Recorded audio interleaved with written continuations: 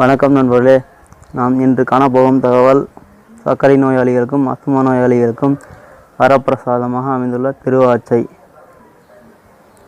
இன்றைக்கி திருவாச்சையோட மருத்துவ பயன்களை பற்றி பார்க்கலாம் ஃப்ரெண்ட்ஸ். வாங்க வீடியோக்குள்ளார போகலாம். நீங்கள் இன்னும் மூலிகை மருத்துவம் யூடியூப் சேனலுக்கு சப்ஸ்கிரைப் பண்ணலன்னா சப்ஸ்கிரைப் பண்ணுங்கள். பக்கத்தில் இருக்கிற பெல் பட்டனை ப்ரெஸ் பண்ணுங்கள். அப்போ தான் என்னோடய வீடியோக்களோட நோட்டிஃபிகேஷன் உங்களுக்கு உடனே வந்து சேரும். இன்றைக்கி டாபிக் சர்க்கரை நோயாளிகளுக்கும் ஆஸ்துமா நோயாளிகளுக்கும் வரப்பிரசாதமாக அமைந்துள்ள திருவாச்சையின் மருத்துவ பயன்கள். இதோட அறிவியல் பேர் என்னான்னு பார்த்தீங்கன்னா போகினியோ டொமட்டோசா அப்படின்ற அறிவியல் பேர் உள்ளது. இதுக்கு நடைமுறையில் 4-5 பேர் இருக்குது. திருவாச்சை, இருவாச்சை, திருஅத்தி மரம், அப்புறம் மந்தாரை மரம் அப்படின்னு பல பெயர்கள் இருக்கிறது. இது ஒரு மலைக்காட்டு தாவரமாகும். இது மலைவாசிகள் இதன் நோய் போக்குவதற்கு பயன்படுத்தினார்கள். அப்புறம் தான் இதை வீட்டில் வச்சு வளர்க்க ஆரம்பிச்சிட்டாங்க. இதை அலங்கார செடியாகவும் பயன்படுத்தலாம். இதை பராமரிக்கிறதுக்கு அதிக செலவு ஒன்றும் தேவையில்லை. ஏன்னா இது அதிக தண்ணி ஊற்ற தேவையில்லை, எந்த பிரச்சனையும் இல்லை. இது வளர்ச்சியை தாங்கி வளரக்கூடிய ஒரு சிறு மர இனச்செடியாகும். இது 10 முதல் 15 அடி உயரம் வரை வளரக்கூடியது. இதன் அனைத்து பாகங்களும் மருத்துவ குணமுடையது. முக்கியமாக நுரையீரல் போன்ற இதன் இலைகள் சுவாச நோய்களான ஆஸ்துமா, வீசிங் போன்ற நோய்களுக்கு மருந்தாக உள்ளது. இதை சாதாரணமாக பறித்து அதன் நரம்புகளை எடுத்துவிட்டு உப்பு, புளி, மிளகாய், பூண்டு சேர்த்து வதக்கியோ அல்லது பச்சையாகவோ அம்மியில் வைத்து அரைத்து துவையல் செய்து சாப்பிட்டு வரலாம். அப்படி சாப்பிட்டு வர சுவாசப்பாதை மற்றும் நுரையீரலில் உள்ள பிரச்சனைகள் அனைத்தும் நீங்கும். சுவாச பிரச்சனைகள் இல்லாதவர்கள் கூட இந்த மரத்தின் காற்றை சுவாசித்து வருவதன் மூலம் வருங்காலத்தில் சுவாச பிரச்சனைகள் வராது. இதன் பூக்கள் மஞ்சள் நிறமுடையவை. இதையும் பொரியல் செஞ்சு கூட்டாகவும் இல்லை குழம்புல போட்டும் சாப்பிட்டு வரலாம். இதுவும் மருத்துவ குணம் உடையது. இப்படி சாப்பிட்டு வரும்போது இது தொண்டையில் வருகிற கோழை மற்றும் கபம், நுரையீரல் சம்பந்தமான நோய்களை இதுவும் தீர்க்கும். இல்லைன்னா அந்த பூவை சும்மா கூட அப்படியே மீன் சாப்பிட்டுட்டு வரலாம். ஒன்றும் ருசியெலாம் எதுவும் இருக்காது.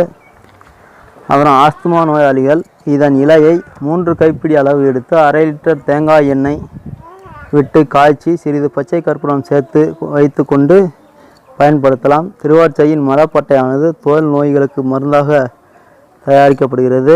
மேலும் இதன் வேர்பட்டை குடல் புண்களை ஆற்றும் மருந்து தயாரிக்க பயன்படுகிறது.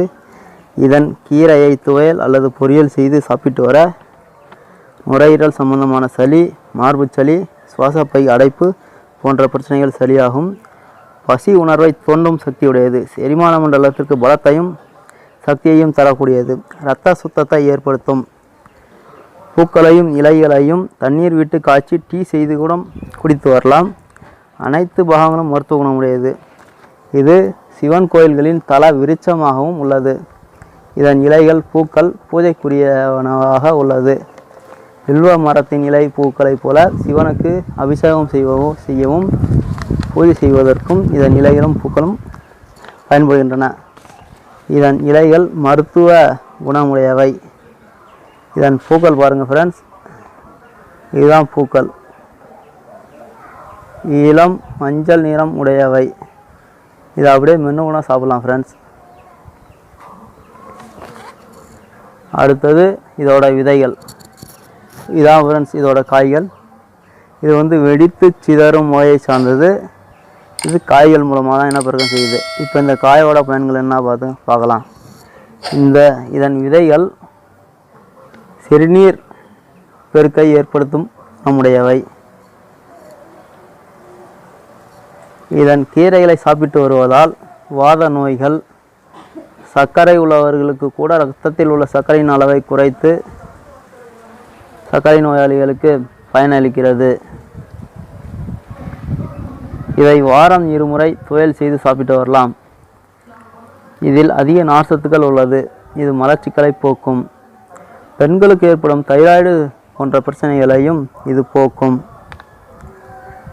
இருவாச்சை பூச்சாற்றை கண் பெண்களுக்கு கண் நோய் உள்ளவர்கள் சில துளிகள் விட்டு வந்தால் கண் சிகப்பு சரியாகும்.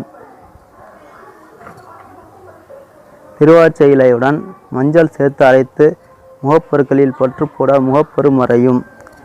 தாய்மார்களுக்கு பால் சுரப்பு இருக்க வேணாம்னு நினைக்கிறவங்க இதோட இலையை அரைச்சி மார்புலின் மீது பற்று போட்டு வர பால் சுரப்பு நின்றுவிடும். திருவாச்சை மற்றும் துத்தி இலைகளை சமமாக அரைத்து சாப்பிட்டு வர இரத்த மூலம் சரியாகும். திருவாச்சை இலை, பூ, வேர் இவற்றை சம அளவு எடுத்து தண்ணீர் விட்டு காய்ச்சி காலை மாலை குடித்து வர பெண்களுக்கு ஏற்படும் பிரச்சனைகளான சரியாக மாதவிலக்கு ஏற்படாமல் இருப்பது, இடுப்பு வலி, வெள்ளைப்படுதல் போன்ற சரியாகும். இதன் பூக்கள் வயிற்றுப்போக்கை நிறுத்தும். இதன் விதைகள் சிறுநீர் போக்கை சீர்படுத்தும். அவ்வளோதான் ஃப்ரெண்ட்ஸ், இன்றைக்கி திருவாச்சையோட முழு பயன்களை பற்றி பார்த்தோம். மீண்டும் அடுத்த வீடியோ சந்திக்கிறோம். எனது சேனலை சப்ஸ்கிரைப் பண்ணலாம், சப்ஸ்கிரைப் பண்ணுங்கள். பக்கத்தில் இருக்கிற பெல் பட்டனை ப்ரெஸ் பண்ணுங்கள். நன்றி ஃப்ரெண்ட்ஸ்.